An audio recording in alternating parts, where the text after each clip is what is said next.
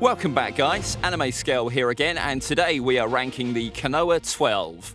Now, the KONOHA 12 are the 4 genin teams we follow throughout the show, those being Team 7, Team 8, Team 10, and Team Guy. For this list, we won't be looking at Sasuke since, well, he was a rogue ninja for most of the series. We also won't be looking at anything in Boruto, since most people on this list haven't really had any showings there just yet. Everyone on this list will be scaled at their absolute peak of their powers during Shippuden. So with all that said, let's dive right in. Well, we had to start this list off with someone, and it had to be Tenten. Tenten is unfortunately one of the biggest wastes of potential in the show. Memes about her screen time aside, she just isn't really that strong. Her main talent is her ability with ninja tools, to the point where she's not really that great with anything else.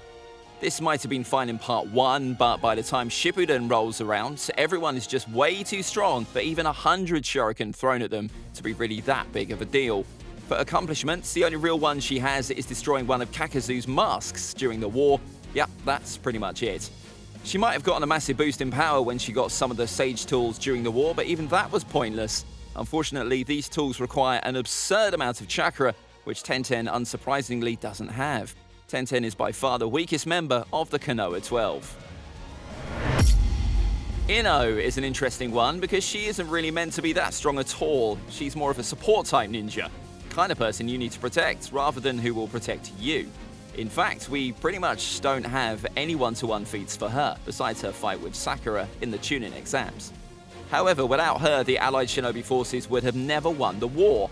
When the intelligence division was destroyed, she herself acted as the brain of Konoha, linking up every single member of the Allied Shinobi forces, enabling them to fight together or raise their morale by transmitting Naruto's feelings.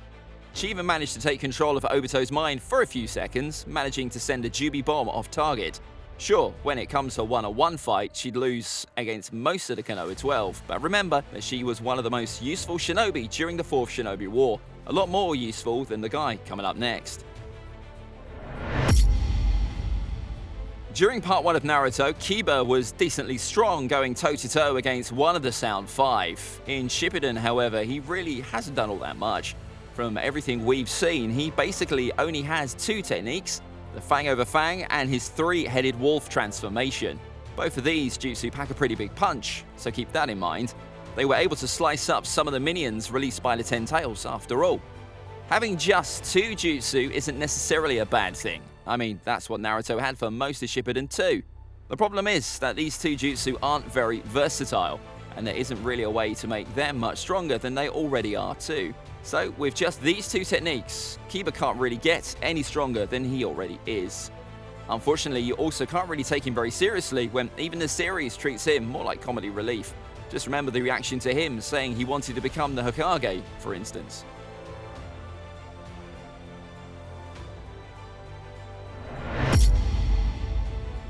Shino is an interesting one, because if it was down to raw strength alone, then he might be a lot lower on this list than he is. However, Shino is one of the better tacticians in the series, and he gets a lot more work done with the abilities he has than most other people do. Shino is an Aburame, a clan known for being able to nurture and control insects. This lets Shino use these insects for several different techniques. These go all the way from absorbing people's chakras to trapping his opponents in cages made of the things. Doesn't really sound that impressive, till you remember the way that he uses them. Shino was able to use these insects to outsmart Zaku during the Chunin exams, someone who could have easily blown him away. His only real fight in Shippuden came against another Aburame during the war, where with some assistance from one of Naruto's shadow clones, he was able to beat Tsurune and keep him from poisoning the Allied Shinobi forces. Also, just like Kiba, he was able to take down one of the Ten Tails' small clones, so he has that going for him too. Now we're going to move on to the real heavy hitters in the KONOHA 12, and we're starting it off with Sai. Yes, we're including Sai in this list because he was part of the group for pretty much most of Shippuden. Sai is part of the Anbu Black Ops, trained by Danzo himself, so that immediately puts him above everyone else so far. In fact, Danzo trusted him so much, he even sent him to kill Sasuke. Now, he obviously failed the mission, but being trusted to do it all says a lot. The only big technique Sai has is the ability to animate his drawings, making them come to life. This technique is as versatile as you can imagine. Sai can pretty much come up with anything from ninja tools to giant summons all on the fly. allowing him to adapt to any situation he might end up in. The best feat Sai has is blitzing Deidara and Sasori before they were ultimately sealed. Now they were distracted and it wasn't a one-on-one fight, but being able to surprise two Kage-level shinobi does show off that Sai is a force to be reckoned with.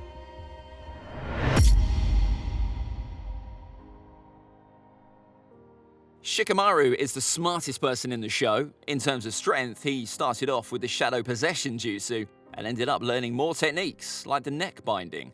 All of these techniques are very strong unless you catch the opponent off guard. Being a great strategist, however, he's able to do this more often than you'd think. This is how he was able to beat Temari, someone much stronger than him. His most impressive feat in Shippuden has to be him taking out Idan all by himself. Now, Idan is probably the weakest member of the Akatsuki, but he was strong enough to kill Asuma. Beating an immortal just shows off how strong he really is.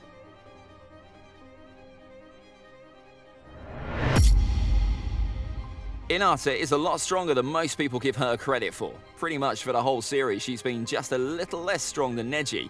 Now, she doesn't ever surpass him during Shippuden, but the two are very closely matched. By the events of the war, she can use the 64 palms technique and also perfected the twin lion fists. In the war arc, not only did she take down some of the Jubi's minions, but when cloaked with the chakra of the Nine Tails, she managed to deflect her Jubi hand. And here we are with the biggest waste of potential in all Naruto. In part 1, Neji was supposed to be on par with the likes of Sasuke and Gaara, but unfortunately he didn't really get much stronger in Shippuden. While yes, he has always been stronger than Hinata, the Yugas in general didn't get proper development.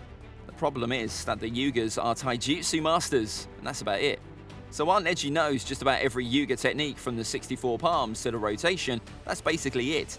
He was kind of disappointing in the war arc. I mean, he struggled against a group of white Zetsus, defeated Edu Kidomaru, and shoved away one of the Ten Tails hands while amped by the Nine Tails chakra, but that's all the Hyuga prodigy accomplished during his lifetime. Using his body as a shield for Naruto was the right choice. He preferred dying instead of becoming a fodder character. Rest in peace, Neji. Choji is surprisingly one of the strongest members of the Konoha 12. While he might have started off as a joke, everything changed once he showed off his butterfly mode against the Sound 5, and he only got stronger after the time skip, going up against the Gedo statue that would have instantly killed just about everyone else on the list so far. His other main feat during the war was saving Asuma after he became a reanimation. There's also the fact that during the war, Shikamaru could use him as a giant bowling ball, taking down many enemies at once. Now, obviously, Choji wouldn't be as effective doing this by himself, but he'd still be plenty strong and deserving of his place in this list.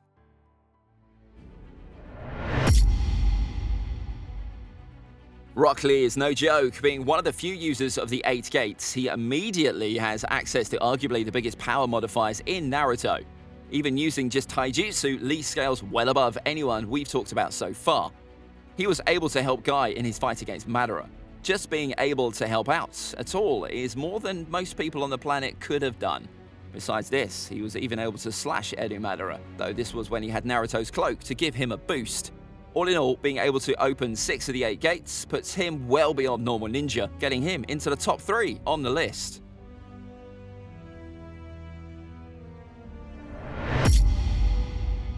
Yes, we all know the memes about Sakura finally catching up to Naruto and Sasuke. While that obviously didn't happen, Sakura is still much stronger than just about everyone else on this list.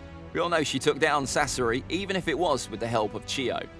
After manifesting the Byakugo seal, which by the way took Sakura 3 years to gather enough chakra to get the seal on her forehead, Sakura showed enormous strength. After seeing one of her blows, Hashirama himself said that Sakura might have been stronger than Tsunade, and I'm inclined to agree with him. Sakura can pretty much use the same super strength that Tsunade could, able to do everything from punching boulders to punching back several of the Ten Tails minions. After using her strength of 100 seal, she became even stronger and went against godlike characters like Madara and Kaguya. Her punch on Kaguya was key to seal her, easily making her well above Kage level by this point.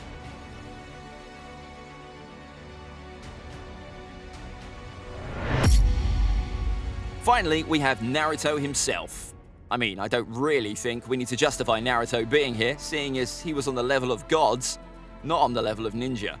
Even with just Sage Mode, Naruto was already stronger than everyone else on this list. It only got crazier from there, The QB cloak made him one of the fastest people on the planet, and the 6 Paths chakra put him in the realm of the demigods of the series.